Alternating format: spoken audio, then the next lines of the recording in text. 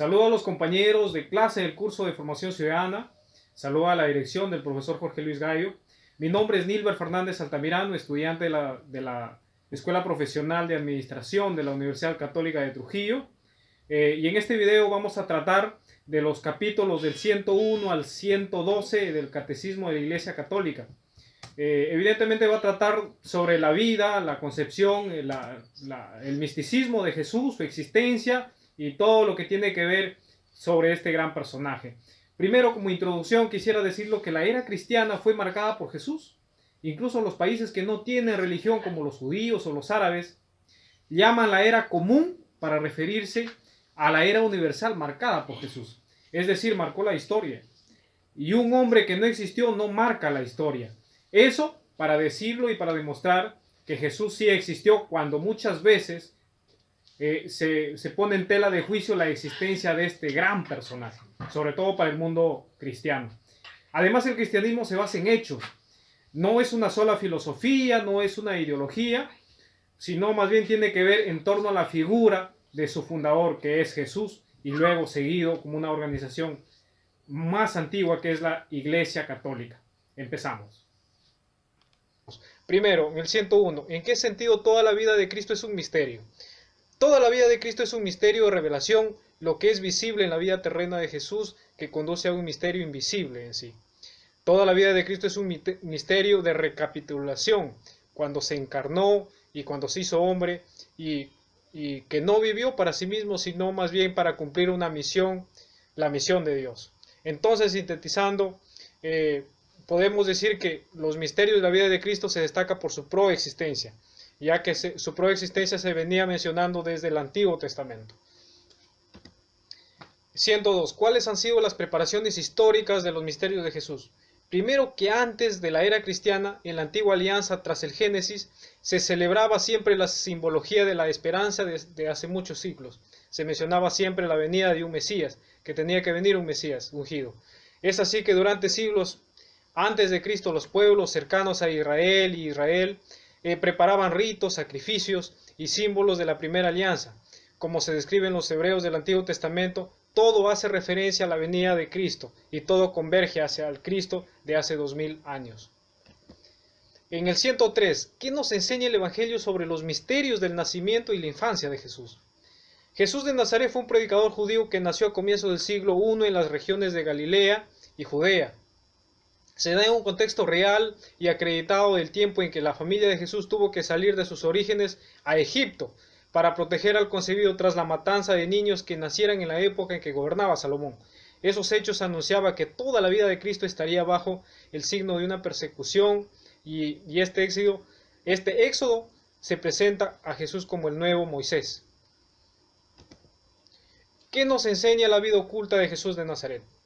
Jesús permanece en el silencio de una existencia extraordinaria por su misión a María y a José, por su humilde trabajo durante los largos años en Nazaret. Nos da el ejemplo de la santidad en la vida cotidiana de la familia y del trabajo. Es decir, la vida oculta de Jesús en Nazaret nos permite entrar a todos en comunión con Él a través de los caminos más ordinarios de la vida humana.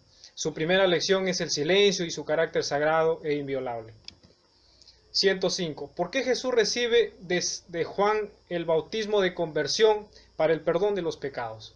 Jesús recibe el bautismo de conversión para inaugurar su vida pública y anticipar el bautismo de su muerte.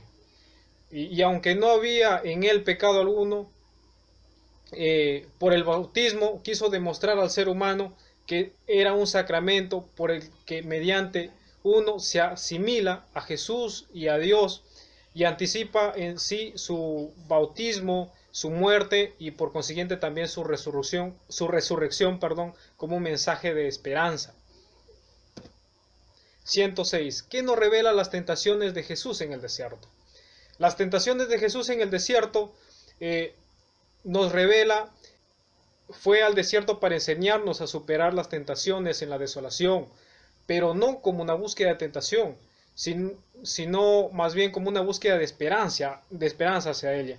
Por ejemplo, en la epístola de San Pablo a los hebreos nos dice que Jesús en su misión tenía que palpar las tentaciones como todos los humanos, de modo que pueda ser un sumo sacerdote fiel y misericordioso al servicio de Dios para expiar los pecados del pueblo. ¿Quién más que Jesús para expiar los pecados al que están extenuados o exentos los hombres? 107. ¿Quién es invitado a formar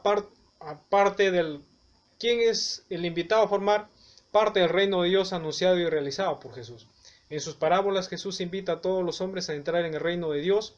Aún en el peor de los pecadores es llamado a convertirse y aceptar la infinita gracia y misericordia de Dios. Siempre lo manifiesta, no solo en el Nuevo Testamento, sino en el Antiguo. En el Antiguo Testamento, donde se menciona que el reino pertenece ya aquí en la tierra a los que acogen de corazón humilde la voluntad y la palabra de Israel. A ellos nos son revelados los misterios del reino de Dios. En resumen, el reino de los cielos ha sido inaugurado por Cristo. Se manifiesta en los hombres mediante las palabras, en las obras y en la presencia en sí que tuvo y que pasó por la tierra hace 2000 años. La iglesia es el germen y el comienzo de este reino y sus llaves son confiadas a Pedro. Muchas gracias, doy pase a mi siguiente compañera, Antonella. Continuando con la exposición, me presento. Mi nombre es Antonella Chamorro y continuaré con las siguientes preguntas. Pregunta 102. ¿Por qué Jesús manifiesta el reino mediante signos y milagros? Jesús acompaña con signos y milagros para atestiguar que el reino está presente en él como en el Mesías. Si bien cura a algunas personas, Él no ha venido para abreviar todos los males de esta tierra, sino ante todo para liberarnos de la esclavitud del pecado. 109. ¿Qué autoridad confiere Jesús a sus apóstoles en el reino? Primero, Jesús elige a 12 futuros testigos de la resurrección y los hace partícipes de su misión, de su autoridad para enseñar, absorber los pecados, edificar y gobernar la iglesia. Luego Pedro recibe las llaves del reino y ocupa en primer puesto con la misión de custodiar la fe en su integridad y de confirmar en ella a sus hermanos. La primera manifestación de autoridad que delega es cuando dice, según el Evangelio de San Marcos: yo por mi parte dispongo del reino para vosotros, como mi Padre lo dispuso para mí, para que comáis y bebáis a mi mesa en mi reino, y os sentéis sobre tronos para juzgar a los 2 tribus de Israel. Pregunta número 110. ¿Cuál es el significado de la transfiguración? Transfiguración de Jesús. Es un evento relatado en los Evangelios, en el que Jesús de Nazaret revela brevemente a 3 de los apóstoles una apariencia divina. La transfiguración es una transformación de algo que implica un cambio de forma, de modo que tal que revela su verdadera naturaleza y cultura. Sabiendo esto, entonces, la transfiguración de Jesús aparece ante todo en la Trinidad: el Padre en la luz, el Hijo en el hombre, el Espíritu en la nube luminosa. Pregunta número 111. ¿Cómo tuvo lugar la entrada mesiánica de Jesús en Jerusalén? En el tiempo establecido, Jesús decide subir a Jerusalén para sufrir su pasión, muerte y resucitar. Como Rey y Mesías que manifiesta la venida del reino, entra a la ciudad montada en un asno, pero ante todo fue un gesto cargado de su evidente sentido mesiánico. Pregunta número 112. ¿Por qué es tan importante el misterio pascual de Jesús?